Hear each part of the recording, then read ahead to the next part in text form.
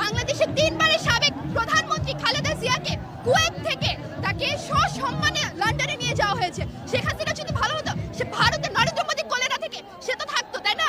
কোথায় থাকতো? ভারতের বাইরে অন্য কোন স্টেটে থাকতো। বিশ্বে 195টা দেশ আছে, সে ভারতে কেন? তাই না? শেখ হাসিনা ভারতে 6 মাস যাবত পলায়ন আছে, সে ভারতে কেন আছে? সে কেন কুয়েতে গেল না? সে কেন আমেরিকাতে গেল না? তার মেয়ে তো সাইমা ওয়াজেদ, তার মেয়ে তো হুতে কাজ করে, সে কেন ভারতে আছে?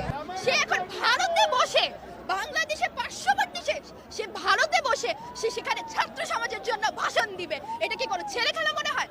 বাংলাদেশ এবং ভারতের মধ্যে এক ধরনের চুক্তি আছে, সেই চুক্তিটা কি আপনি জানেন? যে বাংলাদেশ থেকে কোনো চোর যদি ইন্ডিয়াতে যদি যে পলায় থাকে, সাপোজ পলায় আছে, সেখানে ইন্ডিয়া বাধ্য ওই লোকটাকে খুঁজে বের করে বাংলাদেশে পাঠাতে। পিনাকি ভট্টাচার্য সে আছে প্যারিসে, তাকে কি বাংলাদেশে আনতে পারতো না?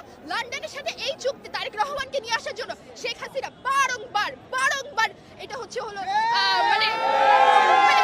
চুক্তি করতে চেয়েছে, তারেক রহমানকে দেশে আনতে চেয়েছে, পেরেছে? কারণ ওর মতো গন্ডমূর্খ তারেক রহমানকেও দেশে আনতে পারিনি। বাংলাদেশের মানুষকে তাকে লাথি মেরে যে ভারতে পাঠিয়েছে, সে ভারতে বসে যে বাংলাদেশে যে এই মুহূর্তে সে যে এক ধরনের ছাত্র সমাজের উদ্দেশ্যে যে ভাষণ দিতে চাচ্ছে, সেই জন্য আমাদের মধ্যে যে সাধারণ মানুষ এখানে জড়ো হয়েছে, যে তার বাবাকে যেখানে হত্যা করা হয়েছে সেই বাড়ি আজকে গড়িয়ে দেওয়া হবে। এবং আমার